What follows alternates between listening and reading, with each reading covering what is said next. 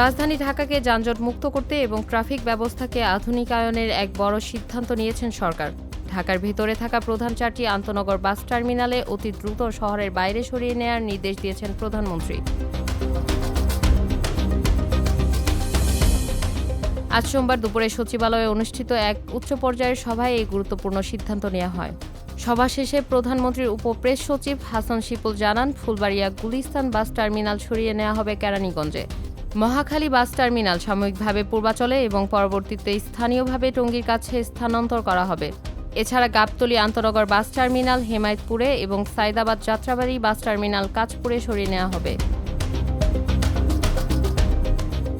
একই সাথে ছড়িয়ে থাকা বাস কাউন্টারগুলো দ্রুত নির্দিষ্ট স্থানে নেয়ার তাগাদ দিয়েছে প্রধানমন্ত্রী। প্রধানমন্ত্রীর সভাপতিত্বে অনুষ্ঠিত এই সভায় ট্রাফিক সিগন্যাল এআই ক্যামেরা স্থাপনের সুফল নিয়ে সন্তোষ প্রকাশ করা হয়েছে। সভায় স্বরাষ্ট্রমন্ত্রী সালাউদ্দিন আহমেদ, সড়ক পরিবহন ও সেতু মন্ত্রী শেখ রবিউল আলম সহ 2 সিটি কর্পোরেশনের প্রশাসক এবং সরকারের ঊর্ধ্বতন কর্মকর্তারা উপস্থিত ছিলেন।